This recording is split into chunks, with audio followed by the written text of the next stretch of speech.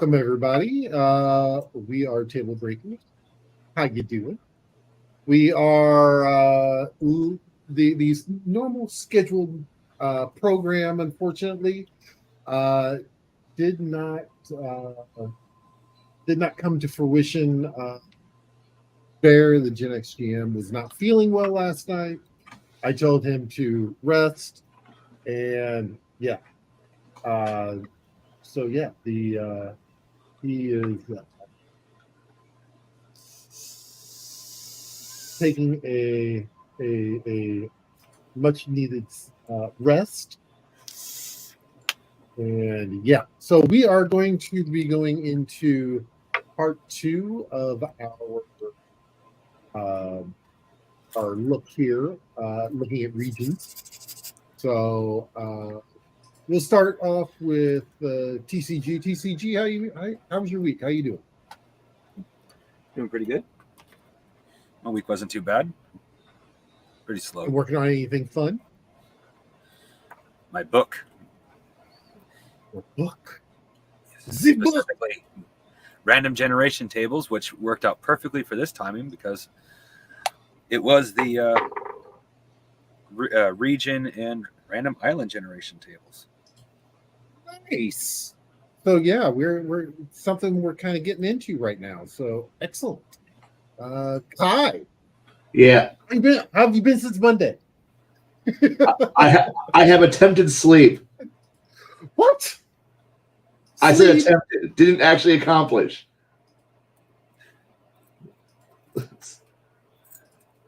I fail at simple tasks. One of those is sleeping. That happens. That happens a lot. So 1 second here. I thought this was set up, and I actually guess I have to go set up individually every time I do it over on the Rumble. Yeah, apparently it no longer connects to YouTube. Well, yeah, I'm using StreamYard, so I thought you had everything. And I honestly don't know how it works. I'm still learning.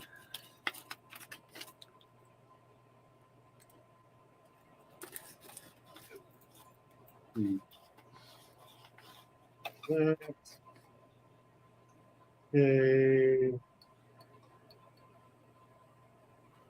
So let me go in and do some edits. So yeah, pull that off. Yeah. Forgive us, everyone. We are having slight technical difficulties. No. So you said you've been working on tables. What kind of tables have you been working on? Random generation for islands and the ecosystems within each of the islands that are within each of the regions of the world. Okay. So what kind of what kind of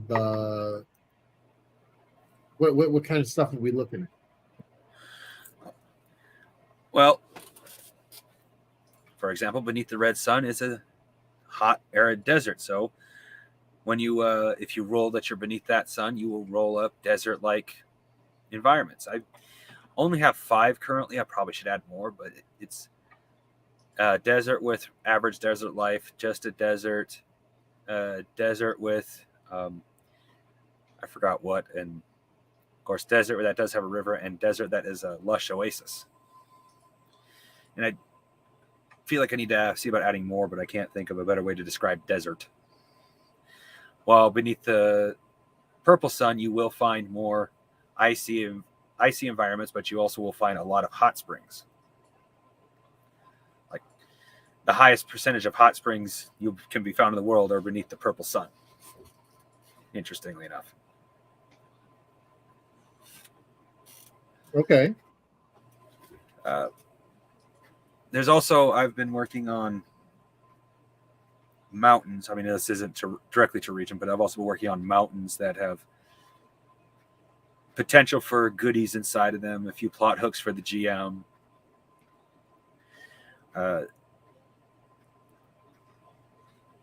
It's all I've directly been working on. But I've been trying to think of ways to describe more than just the few I have for individual. Like I said, I have about 5 for each individual section of the world. And I've been trying to find ways to describe more types of desert, for example, beneath the red sun. Because, yes, they are a Egyptian steampunk people, but maybe I could add a couple more types of desert. Like on one island, you'll find a sandy Egyptian-like desert, but in another one, you'll find an arid, rocky Nevada-like desert.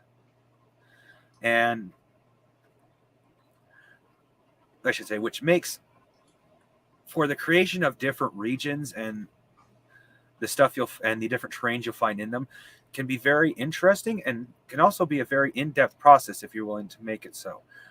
The tables I made up so far are just to keep things usable as is, but I am thinking about expanding on them because there is so much potential within how you describe an area that the more potential there is, the more freedom I feel you give the GM, even if he doesn't decide to roll. Having something there he can read off gives him much more freedom in what he can make versus, I mean, yeah, you can imagine whatever you want, but if you have a good idea of what was there to begin with, it gives you the freedom to expand on that real easily versus having to come up with everything on the spot. Okay. And what type of issues have you ran in with the generation? Coming up with more than just a couple of descriptions. As I'm just one person, sometimes doing more than just a couple of things is actually honestly very hard. Like I just came up with desert with life, desert spring, desert with river, and oasis, which, yeah, 5 is kind of okay in my opinion, but there is so much potential for more. But trying to describe it as Baron disappears, trying to describe it properly so it's workable in more than just my head is not easy. So the real problem I've been having is, how do I describe more than just a simple, oh, well, this is a desert? But how do I also not go straight into, well, here's each individual rock. Here's each individual pebble of sand, or grain of sand or whatever. So I unfortunately tend to lean more towards the lack of knowledge side, which I think is not always bad, but as Kai has pointed out a couple times, not necessarily a good thing either.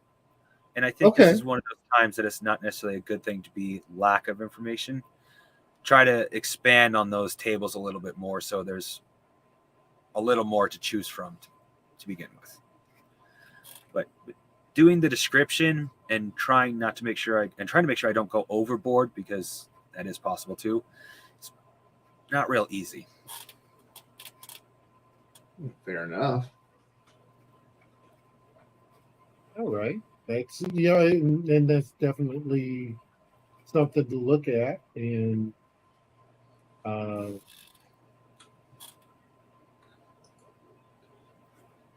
give me a second here. Why is it not showing me?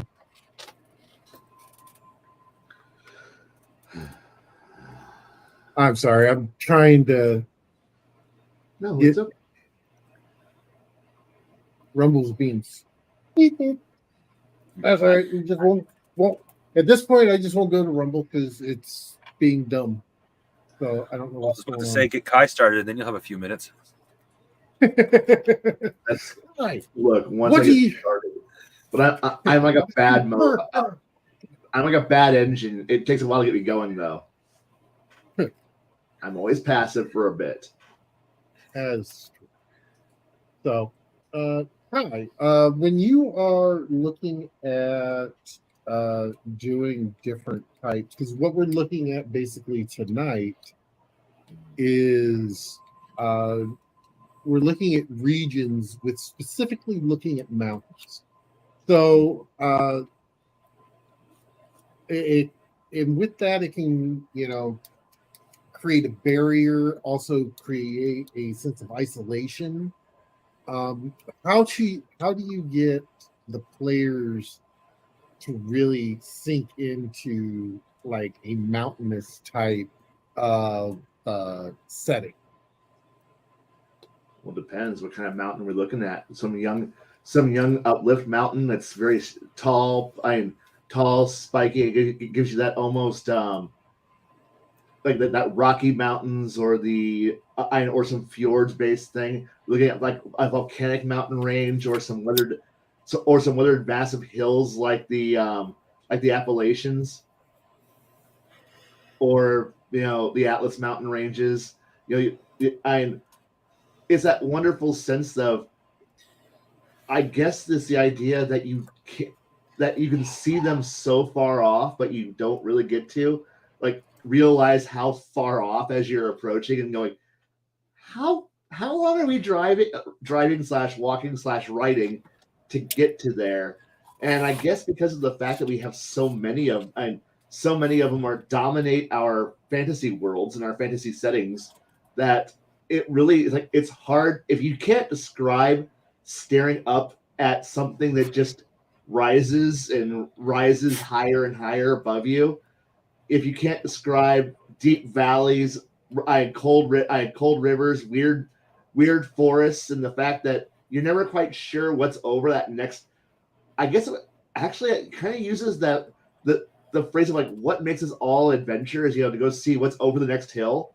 Well, the mountain is the next hill, the big scary hill. You have other hills or you have like cases of the Lonely Mountain where you can just go, no, it's one mountain in the middle of nowhere, or just it's fun. Trying to like sell it to my players isn't too hard because they know mountains are where riches are, where isolation is, where dwarves live, where barbarians hide because civilization likes the flatlands. Like, you're going off into the real wilds. It's like where things are deadly and dangerous, where you have to like, oh, I'm traveling heavy. No, you're dumping things. And like, it's it is that great, wonderful divider. And I guess I don't have a problem selling mountains because I can paint a really good mountain, be it the Matterhorn, be it the Appalachians, be it anywhere, be it the Rockies. Please just save yourself time. Go look at a picture of a mountain and then describe it. Describe it well. Describe everything. Describe bridges over valleys, and endless caves and crags and other weird things, because there's so much hiding in there.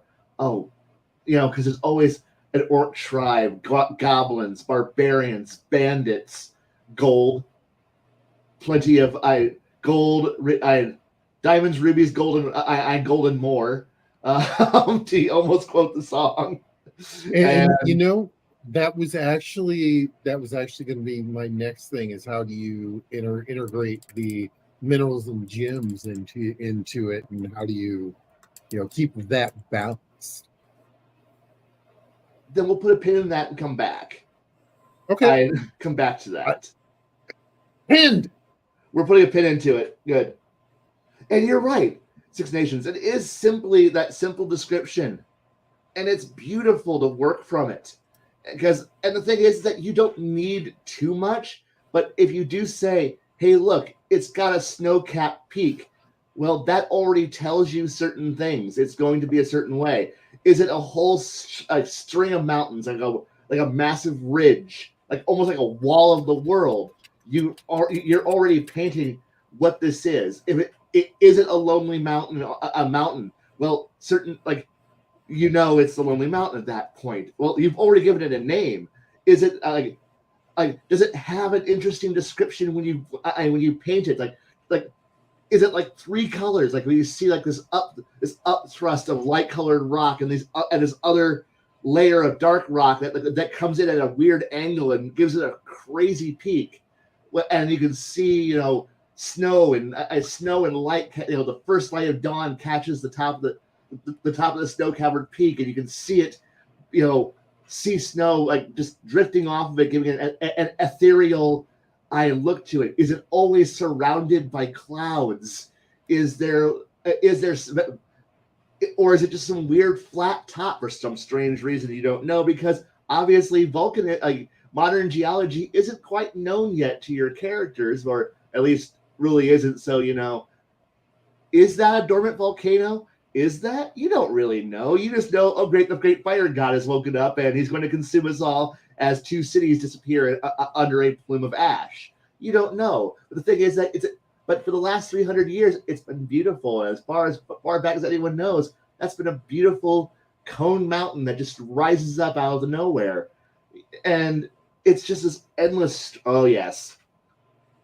And the thing is, okay, the geology here should scream a lot. It's like, you should, okay, just trying to paint where that water is coming in at that allows for both the waterfall and the additional stream overflow that reaches out into the foreground, and then there's still another stream coming out off another mountain. So you have this like almost this valley where you can see the water probably coming in a sufficient volume, so that way if it's overflowing a little basin.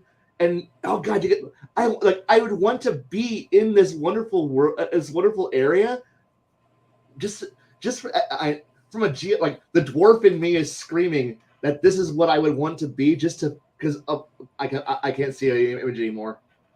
I'm sorry. No, it's fine. I took the image out.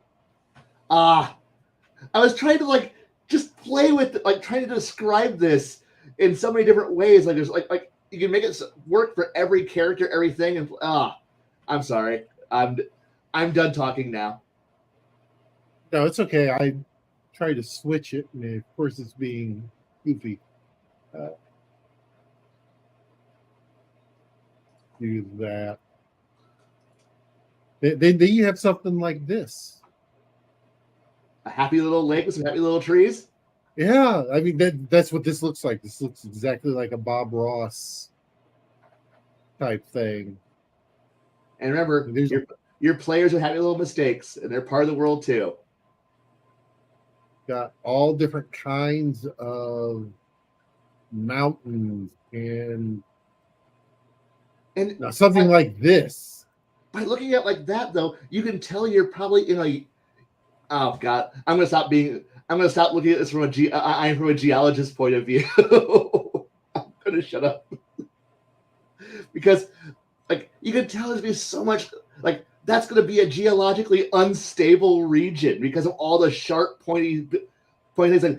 Everywhere is going to be dangerous. Rock slides everywhere, but there's so much wealth potential there. A dwarf is going to go, this is virgin land ready for our abuse. I'm going to dig a hole. I'm going to dig a right in the corner of it. Diggy hole, diggy hole. Diggy hole. I'd love to see Kai's reaction to the fact I have mountains on some of my islands.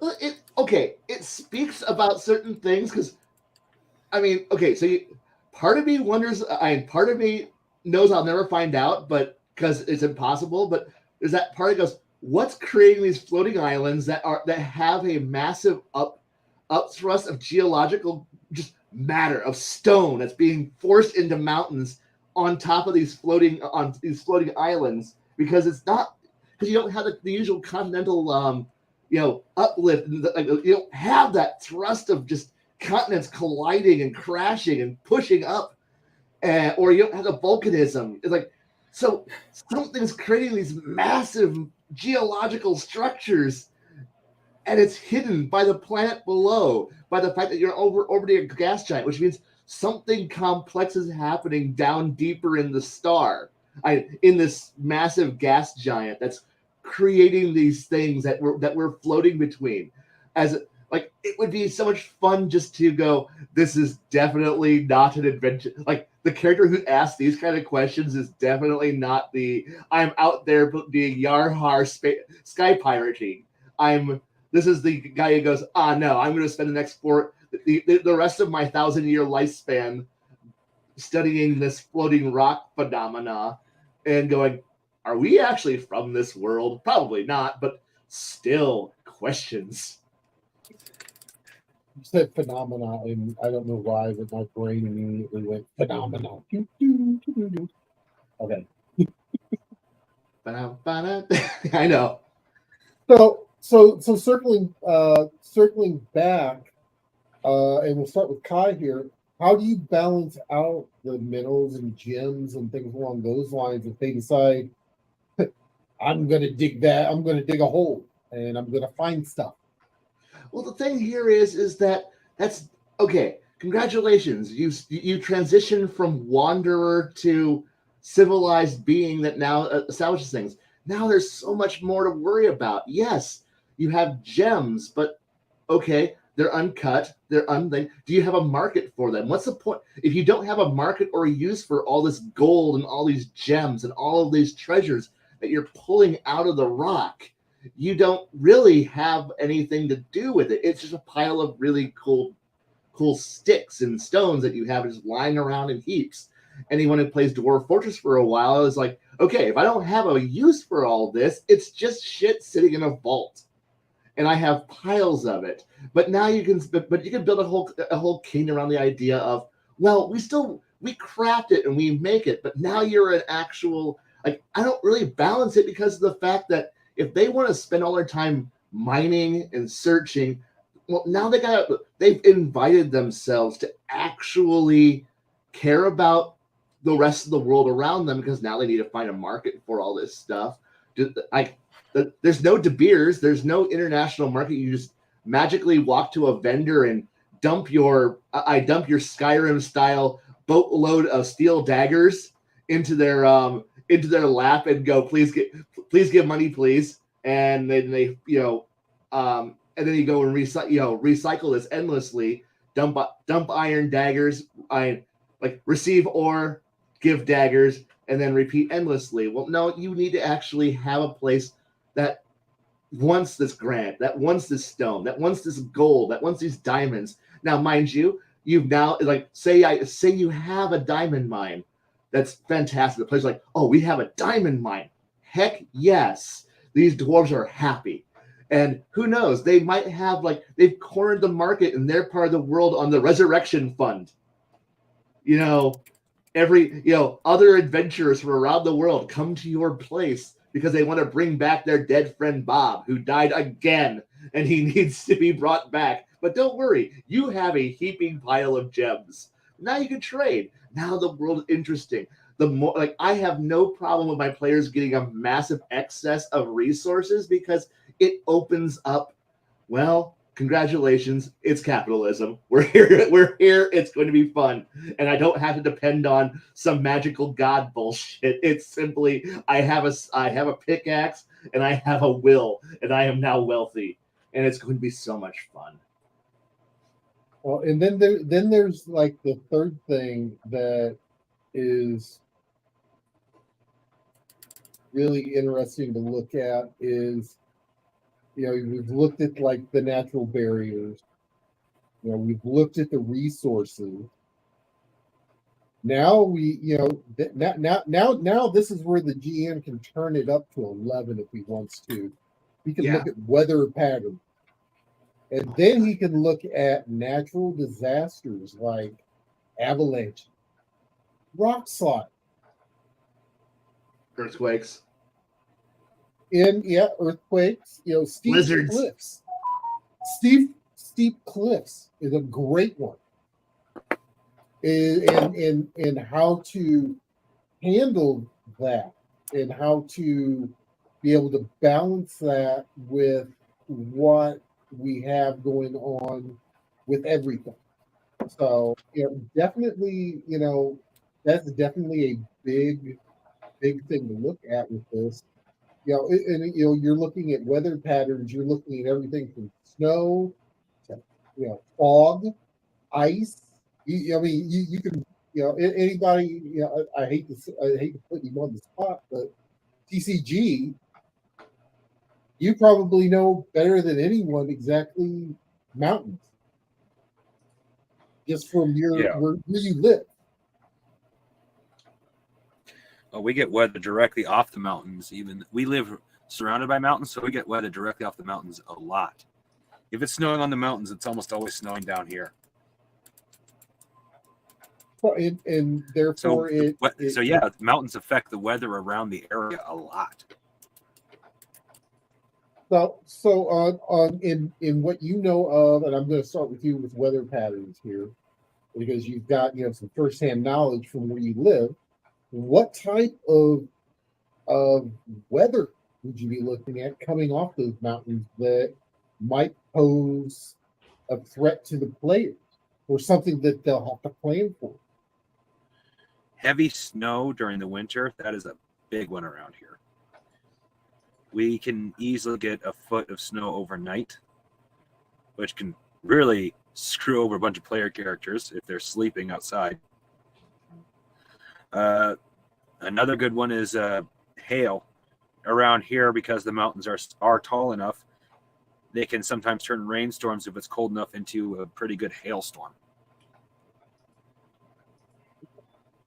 And then during the summer, though there is a lot of wind, we live in the middle of a lake, but it's still, we live next to a lake, but it's the middle of a bowl. So the mountains hang on to the humidity in the summer, and it's a pretty humid area.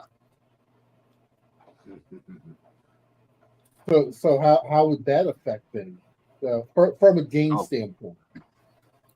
Well, for humidity, that would definitely affect your fatigue. If you're not used to it, you fatigue easily in the summer around here. I've personally seen it from people who didn't grow up here. Just, all right, I'm done. I've been walking for 2 hours. Dude, it's only been 2 hours. I've walked all day before. Mm-hmm. Well, and then the big thing that I think you missed, that I can think of off the top of my head, is in the spring. You have all that snow, all the snow melt. Yeah, and we get a lot of swamp. Not where we mostly walk, but if you're out in the wilderness, you can get some swampy areas. I know I've lost a couple pairs of shoes. Oh, it's all falling. You're right. Squish. Oh no. Yep. Yep. So Kai, with the weather patterns and things along those lines in your games, how has that factored into your gameplay?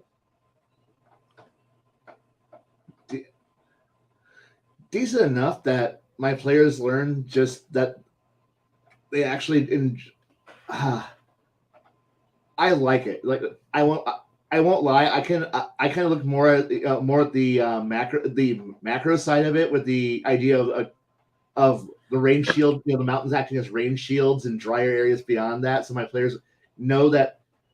So I'm more looking at, I guess I'm more used to not the day-to-day side of things, but looking at the more regional weather side, and how those mountains play havoc with everybody. And so I honestly need to study more about the local effects, because I hadn't thought as much as I should have. But listening to Crafting's effects of it, I hadn't thought of that. I'm used to more looking at the Alps, the Alps, or various other farming sides of things. I just didn't think about the actual day-to-day side of it. Now I need to study more. I need to study a lot more. All right. Uh-oh. We've given Kai ideas. His players are going to hate us. Well, and now that we've kind of established, it's kind of the weather patterns, now we can look at natural disasters.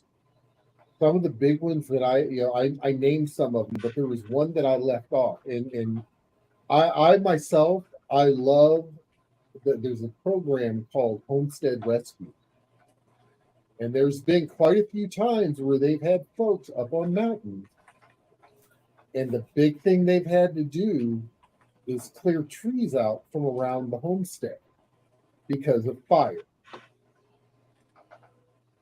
That can be a huge factor in a natural hazard and disaster type situation. Looking at smoke, looking at the fire, looking during the winter, looking at avalanches, looking at rock slides during the spring. So how do all those kind of factor in when you're setting up travel for your players? I'll let whoever wants to grab it first go. Well, what I usually do is factor in a warning avalanche or landslide to the characters. Like they're coming up on an icy mountain and off in the distance they blatantly see an avalanche. Or if they're coming through a nice rocky area, they'll see the remnants of a very recent landslide. Or in one case, the players weren't being idiots. I decided just to scare them. The landslide happened overnight, and it came within feet of hitting them. So I like to factor in a warning for the characters for the area, but I don't always put it in every mountainy area they go to, since some mountains can actually be pretty stable without a good reason. Snowy mountains, snowy mountains, you always want to be careful of an avalanche. Same thing with heavily with lots of rain in your forecast, causing your wonderful landslides and collapses on that side as well. Yeah. I also like and the thing is that you do have a little bit of warning, or you don't. Usually, it's a player who causes these disasters because they're doing something stupid. Bringing that's why they get the warning. Right. The glacier, the heavy snowpack up on the mountains, lots of heavy rain has been there. Precarious, eroded mountain. This pass has got a lot of precarious rocks all over it. It's describing that terror, that terror, what's about to happen to you. That it's the Chekhov's gun of the environment, and just setting up the guys. Don't play with explosives. Don't play with loud noises. Don't do it this. Don't even sneeze. Yeah.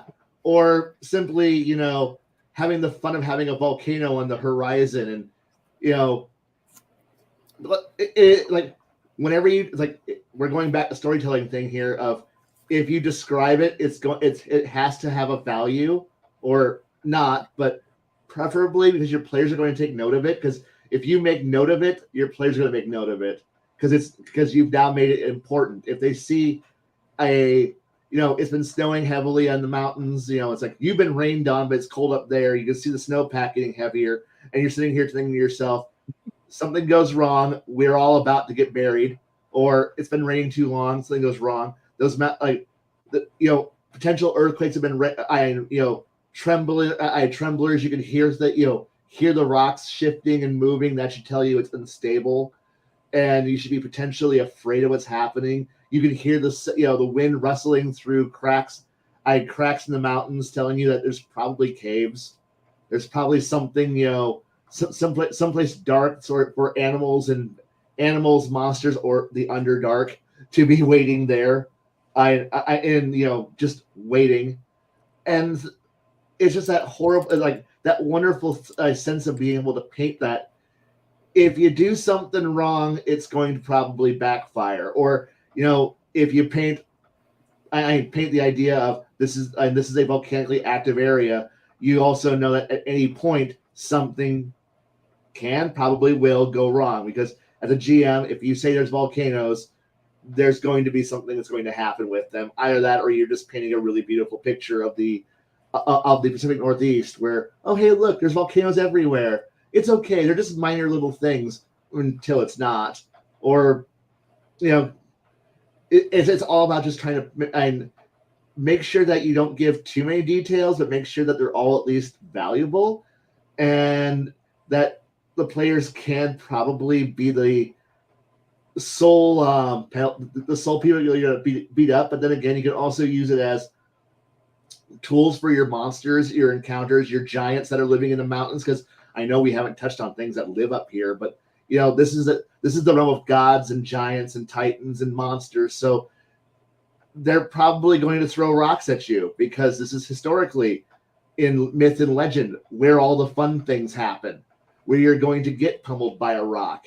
And by having plenty of them around, now you have plenty of tools to eventually just have, out of nowhere, a boulder crush your elf, because it's Tuesday and your player was unfortunately targeted. Well, and actually, you Double say barrel that, shotgun in the mouth. Ah! or you're looking at low level players, going through like a mountain area, you know, oh, I'm gonna throw a thunderstone to really like get them like distracted. No, you don't want to do that. Don't throw the thunderstone. Yeah, no, do not use the shatter spell because that could lead to really bad things. But you touch on something I was going to bring up next, which you have a really good. It's almost like you've read this or something. No, No, I am illiterate. I do not read anything ahead of time. but the thing that you're also looking at is the creatures that have adapted to the terrain. You know, anything from mountain goats, eagles, to giants, or the GM's favorite toy, Vikings? Durgans. Oh yeah, dragons. Dragons. There be dragons in there in them there hills, laddie. And basically, and that's another what I would call a natural, almost like a natural hazard, is due to having those animals there. Because mountain goats are not the nicest things. When they come up against something or they feel like they're back against the wall. You're also looking at things like mountain lions, bobcats. What else? The crafting. Help me out here. What other kind of animals would we be looking at? You got bears, mountain lions, bobcats. What else? Deer. Deer love it up here. We do have a couple in the right areas. We do have the occasional mountain goat, but I'm not entirely sure if those were plants or not. We're supposed to, not anymore, have antelope, gazelle, the American version of that at any rate. Let's see here, what else? Skunks, raccoons. So it could actually be anything from a harmless type animal to do not interfere in the affairs because you are small and taste good with ketchup. Yep. So basically anything from like even looking at like mice, rats, even down to that level. You could even have that in those areas, all the way up to, like I said before, the dragon. So I mean, you're looking at a huge swath here of all kinds of fauna that are here that you can really play with. And I would even count, you said bears, I would even throw wolves in there. Because there are wolves that do live, either at the base of mountains or a little bit up in the mountain. I just forgot to mention they do live here. Okay. Can you imagine the fun of what mountains are going to cause by with weather and other creatures if you're flying like a flying airship, depending on their altitude, on how far up they're able to fly? And I don't know, but certain people have probably flown into certain cities in the in the mountains, and will tell you that it's not comfortable.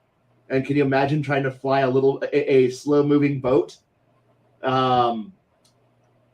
through that doesn't have that's not pressurized, that doesn't have the ability to climb over the mountain, that has to try to navigate around the mountain range, trying to find passes that it can actually navigate through safely, and being just bracketed and roughed up by all the wind and weather.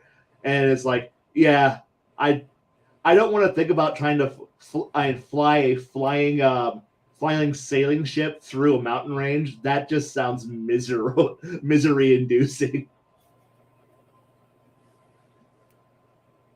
So in keeping with the theme here, we've talked about like the minerals and all that, but looking more at the resources, um, there are more than just precious gems and precious metal. You can also be looking at things like rare earth, uh, shelter, water, all different kinds of things that you can also that help expand the story and help bring in, especially in like a survival situation where you can actually bring those players in and be able to, essentially get them hooked in the story.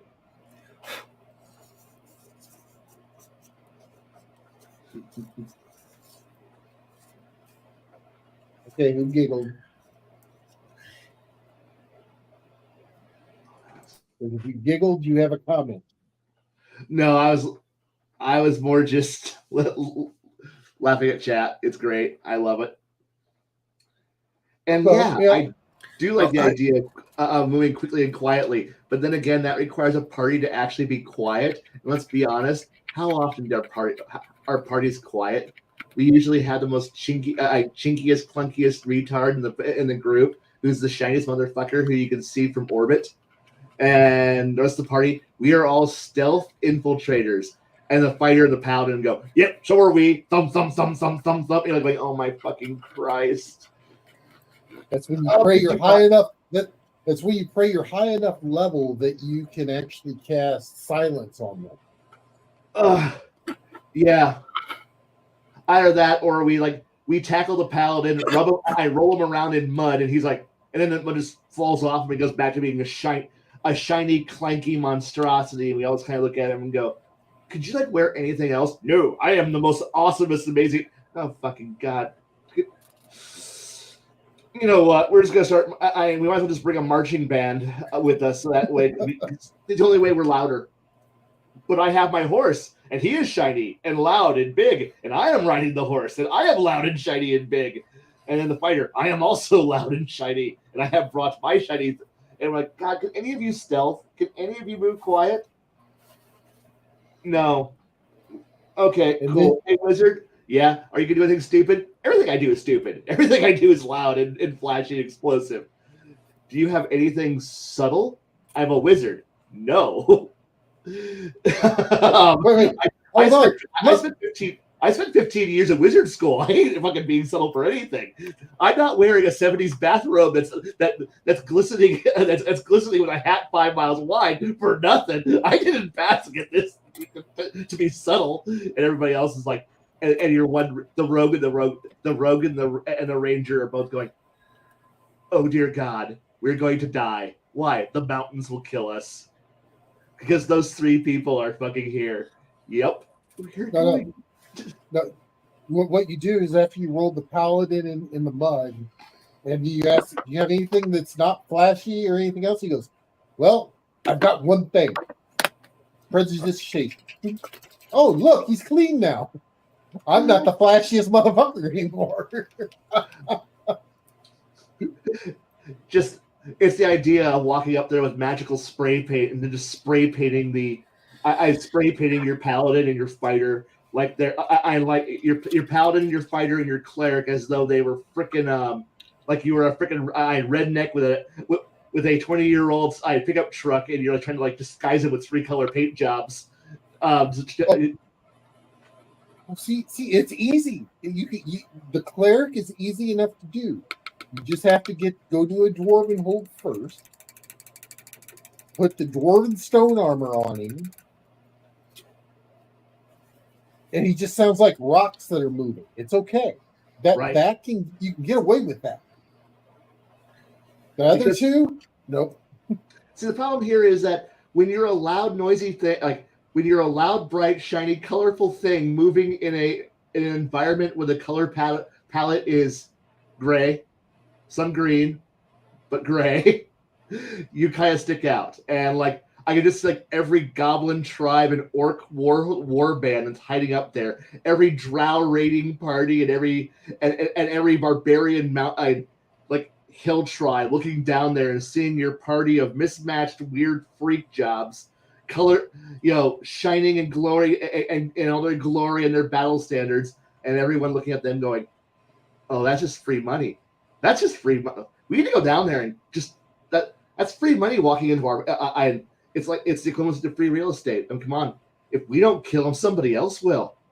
And then once the first fight happens, Wizard McBang Bang explodes everything, and suddenly we're now under half a mountain of debris. We landslides, avalanches, and don't worry, in 300 years, an archaeologist is going to come by and go, "There was a battle here at one time. We found their corpses in these frozen skeletons in discombobulated states. But this guy still looks shiny. I wonder what he was. Probably a paladin."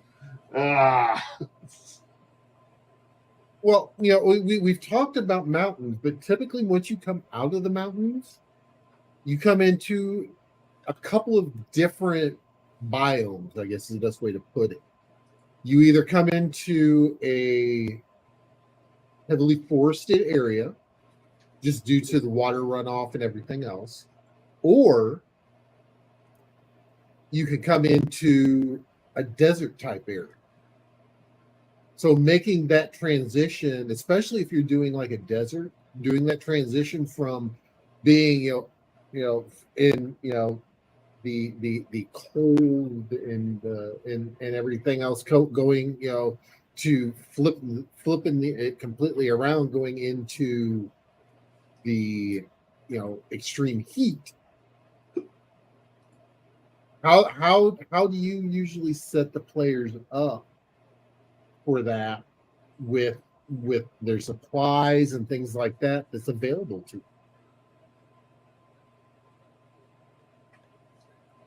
You encounter the wonderful realm of Fort Sacrifice, the last good place to buy anything before you venture off into the mountains. There are people who will warn you: do not take too much with you. You're about like you've just traveled across a miserable environment because nobody's actually a good cartographer yet, and nobody's been explained to you when you left the wonderful lush areas of the far eastern parts of this, and you traveled months across this dry, miserable environment. You really don't realize that you've been in a rain shadow the entire time. But now you're being told, yeah, all that stuff you brought, you don't want to carry all that when you go up into those mountains. And it's just that wonderful experience of realizing that most of us are not playing in an environment where we have, somebody who's done a long-term ecological and geological study on the area to tell you that you've been in that you've been living in this grand, wide, vast, treeless hellscape. And no one really explains why. He's like, "Oh, this is just a prairie. It's just wonderful." You don't realize that the mountains have been causing this the entire time. You really don't. And so you're just having this wonderful, people will draw maps, say this is the vast land, sea of flowers. This is the sea of shrubs, and then you see the trees, and you're thinking to yourself, "I'll just cut down some trees and live in the foothills." But then again, you gotta realize now you're in monster territory and you're about to get beaten senseless. I guess it's just that wonderful thing of most players don't realize it, and most people who really aren't, having access to the a continent-wide communication system and mapping and accurate mapping and weather tracking probably don't realize that they're in a miserable, dry, they think they're in an okay environment until they walk into a valley which is now exceedingly hot, and because of the environment, there's just nothing here, and you're probably going to die here. And they're going to find your corpse here, because most players don't think about, honestly, when was the last time most of us who play actually asked, what's the local environment like? What's the local what's the local terrain like? Do I need to buy hot or cold weather gear? Did I pack good socks? Did I pack multiple socks? Did I pack enough clothes with me? Did I bring enough water? Because everyone just kind of goes, well, we have the survival skill. I forage for 4 hours, and I produce enough water and food to feed 2 other people besides myself. And we have 2 people, so that'll be enough for the entire party. We're fine. And I'm going, are you sure? Well, yeah, I can make a check. It'll be okay. And you start realizing, no, you're about to go into a land of cold, or a land of hot, or a land of dry, or a land of it's just too damn wet, and you're never going to find any wood to burn.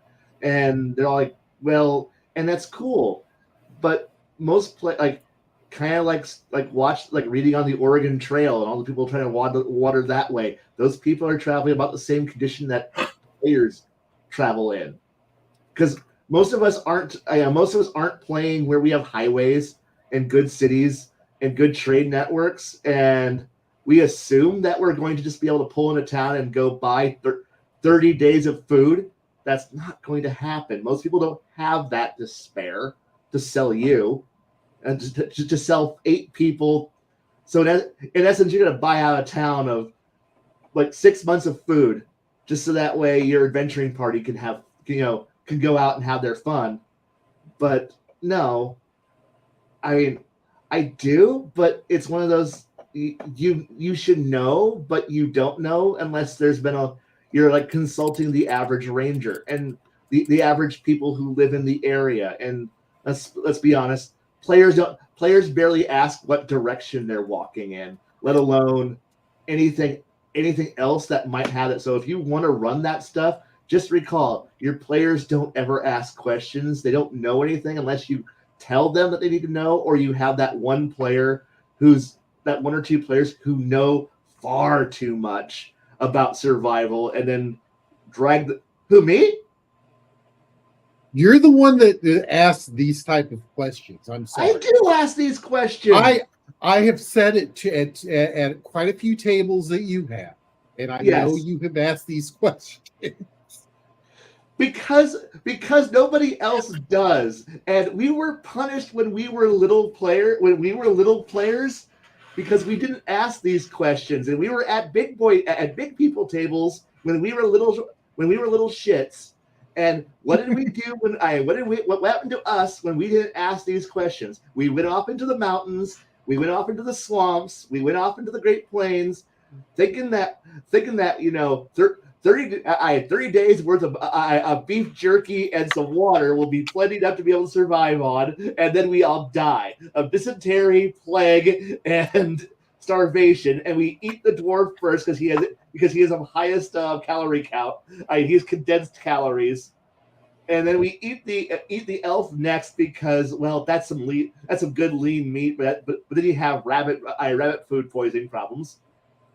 No. You always make sure you take a half-elf druid. Yes, and good berries. Because when you decapitate them, you're completely healed. Yeah. This happened once in a game. The GM was the one who took care of leveling us up because he didn't trust us to do it. And we had quite a few new players, so he did all the leveling up to make sure all the math was right. And we came back and we're like, hey, we were all like at half or less health, and now we have full health. What had happened the game before is that our half-elf druid got decapitated by a giant. So it was a running joke that we were going to pick up a 6-pack of half-elf, druids to be able to heal back. So yeah. My groups, we were like, when I was in, I get a little shit. We were punished for not fucking covering all of our bases and traveling as though we were fucking going to go out there on a massive campaign. Because I guess when you play with a bunch of even older war gamers who sit there and go, do you plan on like what do you plan on doing? We're an adventuring party. You're about to experience the degradation of the march of the Grand French Army into Russia. We are just adventuring. You are going to feel misery and death and suffering and starvation. You didn't pack enough clothes. You didn't pack enough food. Everything sucks. Did you bring enough tents for everyone? I brought tents. The weather destroyed your tents. Oh God! And the orcs and the goblins are burning every village you encounter along the way. You are miserable. What do? turn around. We are going home. And now you're going to be harassed by the goblins and the orcs the entire way back as you turn tail and run back to civilization, like the French. And you're like, I don't like recreating the campaign of Napoleon. Like you think, but you guys are big bad adventurers. You should have planned better. How could we? You didn't give us anything. And now you know why I ask questions like, so can I start pasteurizing food in vast quantity? Well, we have magic is not dependable. We cannot depend on having good berries for the entire time. I am not feeding an entire army off of like 5 druids and some good berries. Well, that'll work. No, that is misery. Here, the only pleasure you will have for the next 6 weeks of marching is to eat 2 berries. Oh, now I don't feel so hungry. There is no pleasure in eating 2 goddamn cherries and then going on an 18-hour march. Fuck you. That's not fun. No, you want to sit down. You want to eat a goddamn ham. You want to eat, whatever the fuck you found in the.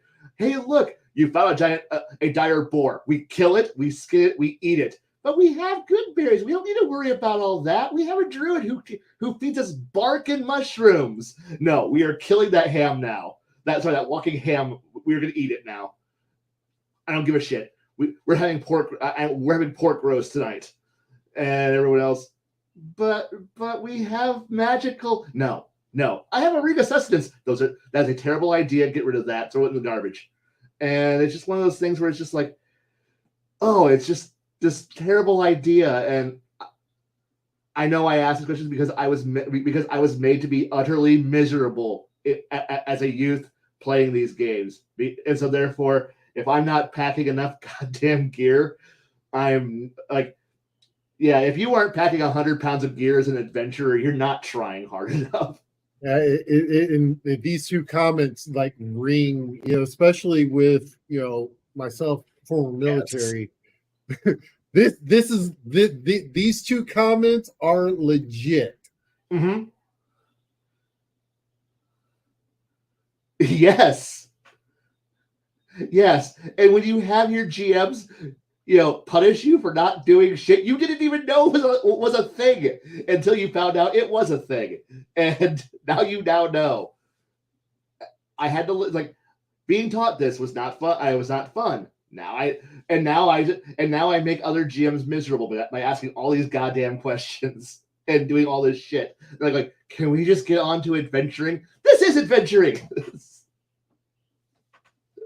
So, and when we're looking at like a desert type thing, I'm going to go that way first before we circle back to the like the forest.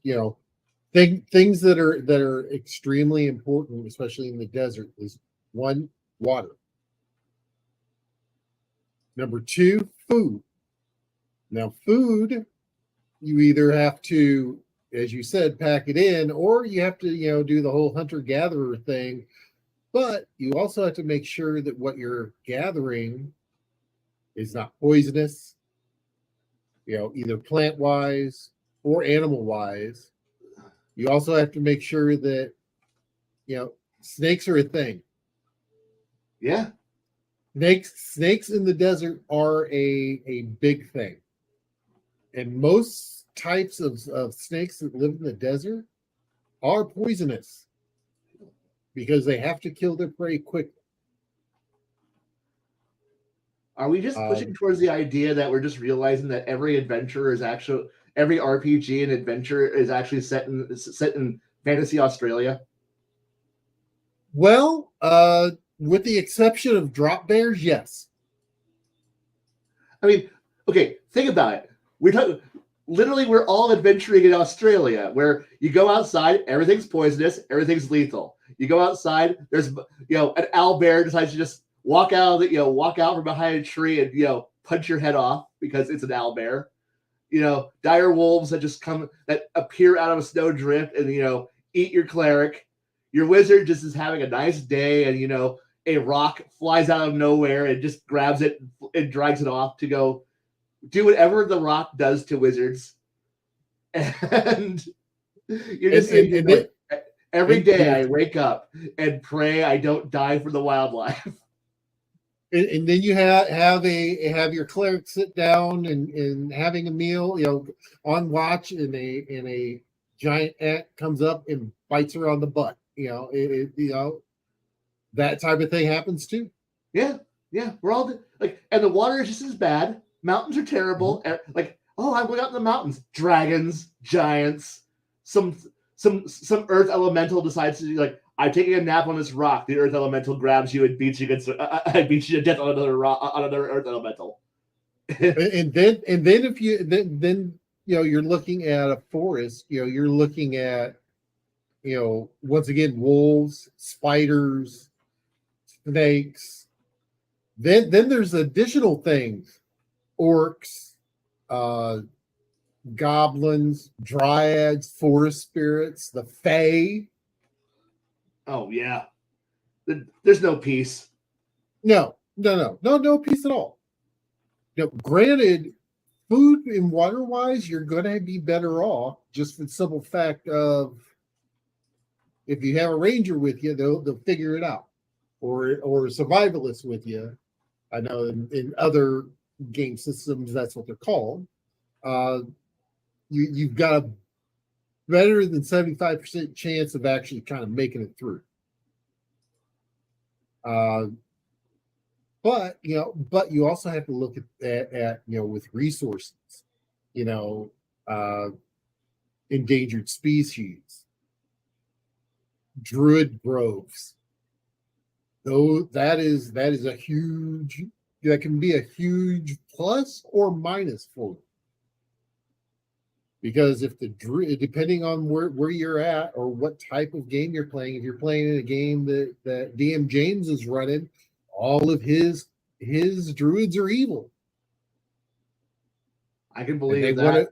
And they want to reclaim everything back to nature, including all the towns and villages and hamlets.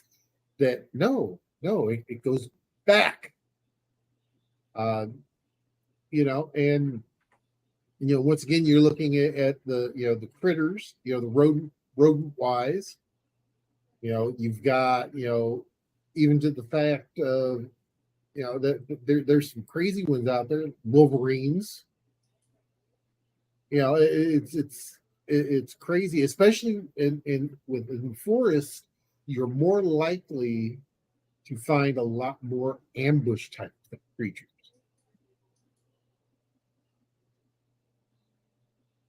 Now, Crafting Gamer hasn't said anything for a bit, so I'm gonna tap him for this, because in his area, down toward the bottom, is more of a forest wetlands. So once again, I'm going to tap into him to kind of give us some insight. And you're muted.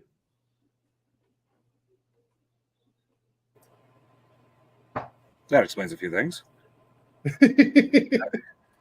So if you want to give us a little bit of an idea of, pluses and minuses that you're going to find in that type of, a wetland / forest type area. Oh, well, in wetlands, you are going, depending on the type of wetland, you have a much higher chance of finding edible plants and certain type of animals. Up through here, I'm not entirely sure about the animals unless you're lucky with fish. I don't know if we have crawdads, but some areas will have crawdads. But plants, there are several different edible plants that grow in those areas.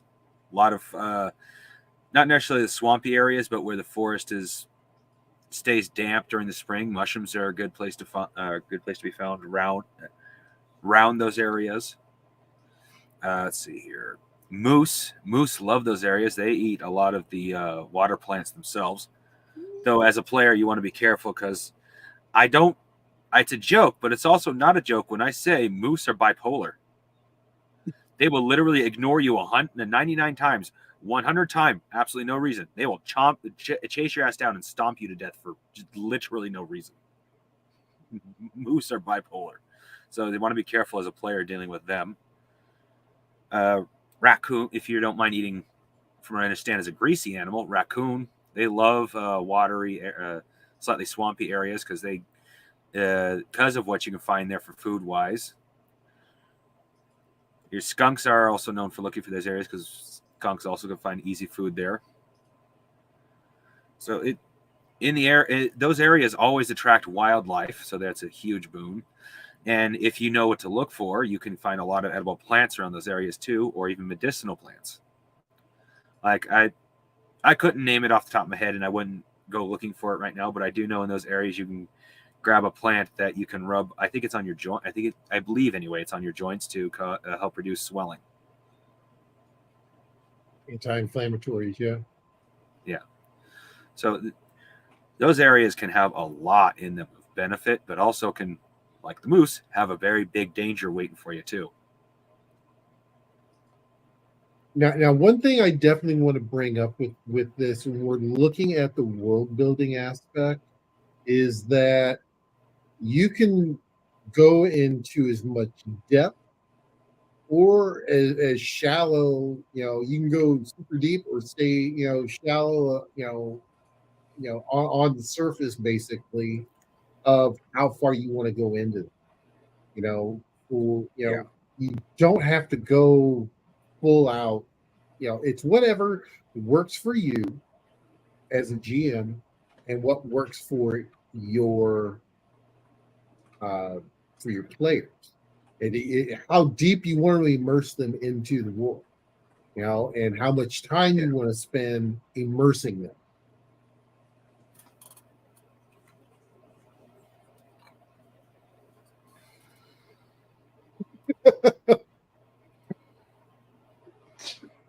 Wow, God, Jesus. Yeah. The comment was, oh, remember, time you see a mountain lion, it's too late. Words will be known. My last words will be, Kitty. Jeez. Look, this is what failing your survival checks and your knowledge checks gets you. You walk up there, oh, hey, look at the big giant kitty. He's got big giant paws. He's all fluffy, and I like him. He wants to be my friend. And oh no, my face. Mistakes were made. Mistakes were made. I calculated my odds, but boy, am I bad at math. Well, and then when you're looking at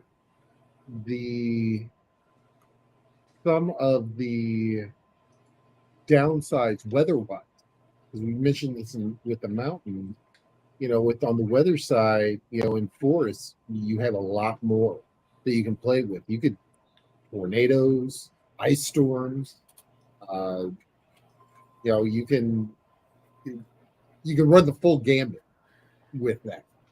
And if you're looking at desert, sandstorms. Sandstorms are great just because they can throw out a lot of different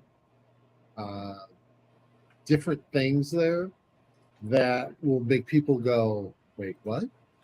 And try to figure out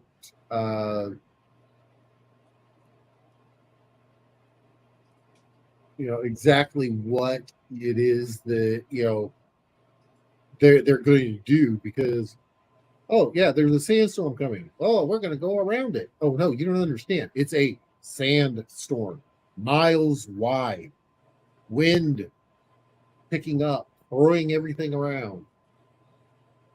Most of the critters are hiding, except for that pack of Tarrasque out there on the horizon. Yeah, I was about to say, and don't forget what you can find in the storm. Yes, a pack of Tarrasque.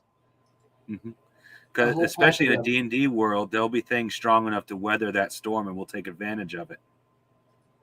Yeah. And you'll also have travelers who will be using different types of vehicles across the desert too, not necessarily on foot. They may actually be using those storms to, using the wind created by those storms to keep them ahead of it and push them along to traverse the desert. The moment you mentioned traveler, I'm just imagining some TL11 and some traveler on an air raft flying through the mountains, thinking he's all fantastic because he's fantastic, and he realizes that oopsie doodle, a plus a +1 to stat, +1 to roll. I am minus conditions due to wind, storm, and other things. And oh man, where are we gonna find an anti-grav plate for my aircraft? In the middle of this mountain range. Meanwhile, a bunch of TL2 and TL3 savages look at you, with their Bronze Age equipment. You're sitting here going, "Hi, do any of you have a small fusion pack, so that way I can repair my car out here in the mountains?" I didn't bring enough food. All I have is a bag of potato chips and this survival tent. Oh no, this is not going to end well. Or, I mean, and to be honest, there are some other things you might find, out in the desert that are, and this happens to be a game I really enjoy. And of course, it's going to be stupid.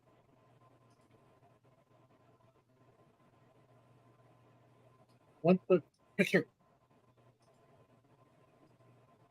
There we go.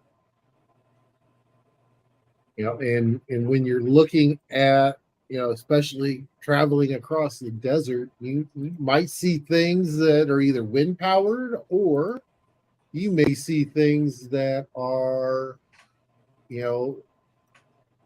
like this, that are walkers that walk across the desert. And yes, this is from a game called Last Oasis, which is in the desert. That sounds that thing looks cool. But yeah, you have walkers. Yeah, well, it's if you think about it, this is a way, this is kind of a mobile base. This is kind of the equivalent to a ship on the sea. So I mean, there's definitely things that you can actually take out of other genres that will work. I'm sorry, this right here screams D&D, or screams a fantasy type setting. Well, admittedly, most of my game is based off of flying in the skies, but a lot of the four great nations, each of them have their own literally bigger than Pangea continent. So each one of them will have a little more of an in-depth section of land-based vehicles, and I think adding that to my game would be kind of cool. Yeah, I mean, that's definitely something that you can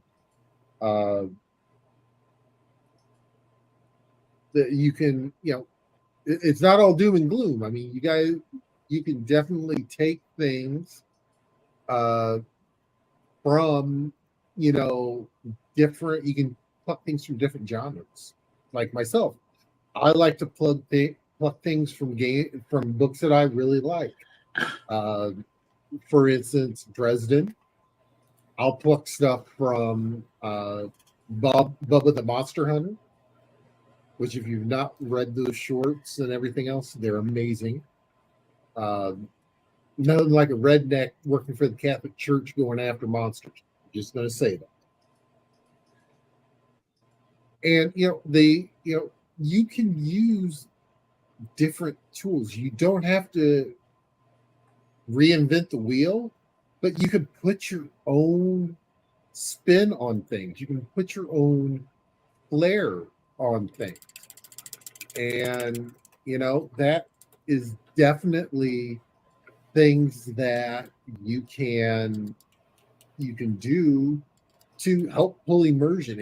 Especially if you've got someone who's doing like an artificer type, something along those lines of like that walker, that would get them really excited and immersed in, because you don't necessarily have to have that just for the desert. You could have that, smaller versions to go, across land. Maybe there was a blight and took out all the horses on a continent, and this is how they travel across the continent now. It comes within the world building. It comes within that sphere.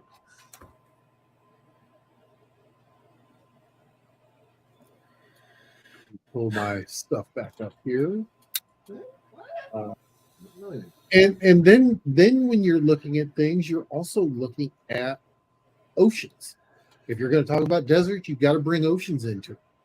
So you've got hip trap, you've got the monsters of the deep. If you really want to throw stuff out there, throw some deep ones out there on stuff like that. You can look at how trade works, how the weather works. Especially trade with oceans, that can be very interesting, especially if you want to pull some politics in. These two ports will not send goods to each other officially. They may hire some outside third party people to actually run the stuff back and forth, so the trade's still there. Who knows? And then looking at that, I know Kai has done in some of his games has done some oceanic type stuff. So Kai, what type of things do you look at and do you like to bring in to those kind of the oceanic / high seas type areas? As much as I like to say yes, I do. I do have fun, with deep sea. With the wonderful trade currents and merchants and slight bits of imperialism. The idea of the big giant warships and sailing, but I also really like the idea of lost sunken continents, undersea empires, and other weird stuff. After all, we're playing fantasy. I want to have the giant sea turtle islands. I want to have a giant statue that walks along the bottom of the ocean that comes up periodically every 10 years. No one knows why, but no, there's a reason why. There's a very, very, very important reason why this one statue comes out of the water every 10 years and then disappears back into the ocean. Nobody's ever around when it actually does it, or, well, some people are, but those who are there don't ever say why, because they don't want to explain it. I want to have, weird events. I want to have, your wonderful. I want a place for your sea elves to have their underwater mermaid kingdoms and other weird stuff. I want to have my krakens and my tentacle creatures that come out of the water and grab boats and drag them back into the ocean. I want to make the ocean scary, and I love the idea that the words "Here there be dragons" is actually true. Yeah, the world's round. The world has adventuring in it. But every once in a while, you got to worry about, the sea, a sea god just coming out of the water and looking at you funny as it towers over you. This monstrous elemental lord of death just kind of looks at you funny and decides that you're not worth its attention. I want to have the places where Cthulhu actually sleeps, waiting for his turn to come up. I want to have the idea that sailing is not just something that you just do because you want to, but it's because you're actually brave enough to go out into it. I want people to just go. I don't want someone to sit back and I like the idea that maybe in the world that I'm playing in, people build high speed transports and ships that just drive quick because they're afraid of the giant sea spider in the middle of a whirlpool that will reach out and ensnare your ship. So the idea of, if we go faster than 12 knots, we'll actually outrun most of the nautical life out there. Most. Meanwhile, you have designers who are going, magical designers going, I'm going to build the fastest ship I can, not because I want to be able to get across the ocean quick, but because I want to outrun Poseidon. And seeing the idea that sailing ships are building these monstrous clipper vessels, not to design to deliver tea fast from a faraway shore, but because that intelligent killer whale swarm out there is going to eat us.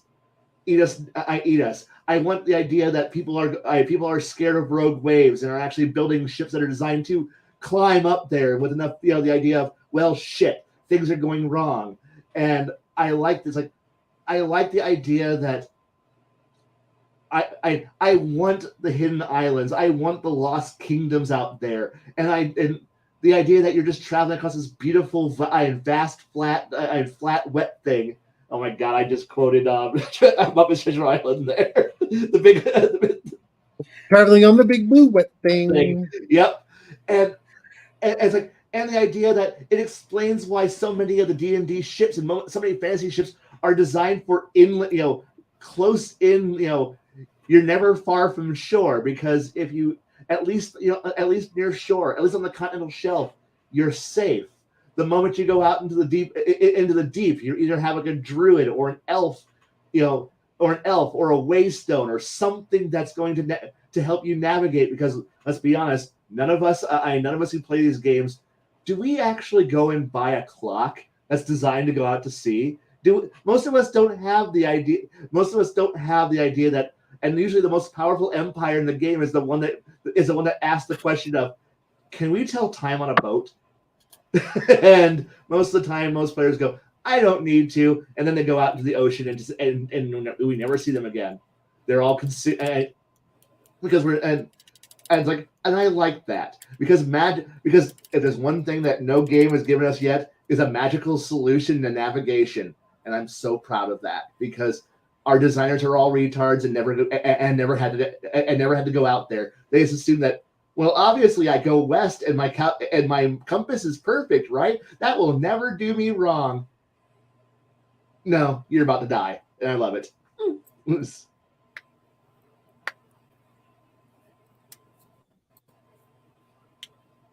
I understand All that. right. Guy's right. I didn't have any magical means to do navigation. You have to. You have to be able to tell time. You have to be able to know where you're at all times. Or you end up lost horribly. Or you're following rudders and you're doing weird and you're following weird landmarks. You're trying to follow tides and wind currents. And that's not always the most safest thing. And you might end up, wrecked on a shoal you never thought about, and it's wonderful. And I love whenever my players, I love my players who just go, "We are never getting on a boat." Why? None of us know boats. We don't want to be on a boat because boats are deadly and dangerous, and the world is scary. We like the shore. The shore is our friend. The shore doesn't sink. and I'm just like, Oh, and cowards. Oh, your characters, your players would be even worse in my game, because you sink in my game, there is very little chance of rescue. You better hope to God that ship has a lifeboat or two. Right, but the thing here is that you've also designed it for that. But you also have Pangea-sized continents for them to wander around if they don't want to be in the air. And so, plus you don't really have water. Your ships fly. So you kind of take it's the same logic of, I'm going to go fly on an airplane. I don't really care. Like, I'm not really worried about crashing. Why? Because I'm not going to survive it. So it's going to be about 3 minutes of terror, and then it's over. Meanwhile, if you sink on the boat, you might have weeks of sitting out there dying. I mean, God, suck.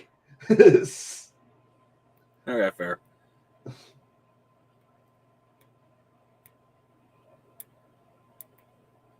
And who knows? You may sink down to the clouds and find out there's a big happy place full of feathers and candy. And no, we're just telling you that's that way you don't scream for 10 hours as you fall into the star and right into the planet. Though I'm not going to give too many spoilers. The scary part about that is humans can survive the pressure beneath the lower layer of clouds. Those ships can't. Oh, that's even more fun about the idea of you'll never escape. It's kind of like falling down a bottomless pit. After a while, you stop screaming. The initial acceleration has passed, and you've now reached the terminal velocity. You're not going to feel it anymore. You're just going to be falling. Your frame of reference is now just falling. What do you have? Unless there's a sudden stop at the bottom, or do you slowly slow to whatever? I don't know, but like I said, there's a certain point where you just don't feel it anymore. You're just descending. forever, and you might as well just take a nap or shoot yourself or stab yourself. I don't know. How do the gods in your world feel about suicide? At this particular moment in time, I've decided not to add gods. The closest thing to that are the Sunkin, who worship the suns. Okay, cool. So there's no real pain and suffering about the idea of, well, everybody carries a dagger meant to kill themselves with when they sing. And also refrain from using the S word. Oh, I'm sorry. It's unalive themselves. It's unalive? Mm-hmm. Sorry about that. That's okay. So I think, we've hit a lot of the high points here that I think we wanted to hit. Next week, we are going to have Bear the Gen X GM, along with GM Cody, with us. So if you're not subscribed to them, definitely go and subscribe to them. I did do on the TableBreakers YouTube actual channel on the community posts. There's the links there to their profiles and whatnot. We are going to be finally doing a playthrough of Heroic. I believe everyone has their characters fleshed out. Yes. Yeah. I even have a little help from Bear's Discord. Nice. So yeah, we're going to be rolling through that. We're going to bring that to you here. This is a little bit of a shorter episode tonight, and I apologize. I've been up for well over 24 hours now, and my brain's starting to. So I apologize. But a couple of housekeeping things. Number one, this past Monday, Kai and I did the first episode of the Kai Files. So if you've not seen that, definitely go check that out. It's on my and Kai's page, where we're actually doing some actually nuts and bolts type things, more of a deep dive as opposed to like things along these lines, where we're looking at gameplay mechanics and things along those lines to kind of figure out what works, what doesn't work. Also, we are looking at the we did defense this past week, not this Monday, but the following Monday. So we're going to be doing that every 2 weeks. We're going to be looking at offensive capabilities. So I figure we do the flip side on that for it. So definitely make sure you do check us out. Make sure you are checking Bruce out on Saturday and Sunday. He has moved. If you folks are not aware, him and Janet are now doing the Guy and a Girl and a Movie on Sunday afternoons. So make sure you do check that out. Of course, Bruce's games on Saturday. Those of you that are in them know it. Those of you that like to enjoy watching it, enjoy the way Bruce presents things, definitely make sure you check that out. I want to thank everybody for taking some time to spend a little time with us talking about things we love about, which is tabletop role-playing games. So TCG, I'll get it out right. What do you got coming up this week? This week, I'm not producing a video. It'll be next week. But it's going to be one of Kai's favorite subjects, the Zentradi. The Zentradi War Cruisers, starting with the Zentradi flagship. All right. Not wrong. I like ships. And Kai, do you have anything you've got coming up in the Discord? You can find the link to it's in Bruce's Discord. That's where we're kind of housing everything for TableBreakers still. You can find Chimerian's musings there, and that's where we'll be posting stuff as a reminder for the Kai Files also. If you've got things that you guys want us to talk about on the Kai Files, or even this show, let us know. You know, if there's a subject that you really want us to set and kind of dig our teeth into, we'll definitely do that. So just let us know, and we will definitely do that for you. And is there anything hot and crazy that's coming up in the blog posts, or are you still kind of taking it as it goes? Think as it goes. Plus, yeah, I just need something to talk about, honestly, most of the time. And considering that this is also my week to just meander for 4 hours with Bruce. There you go. Check out Kai. Wow, Kai, three episodes this week. All right. I know. Next week I'll have Crazy. one, and I will sleep. This week I do not. Every other week All I right. sleep. All right, guys. Thank you much. Definitely appreciate you guys joining us.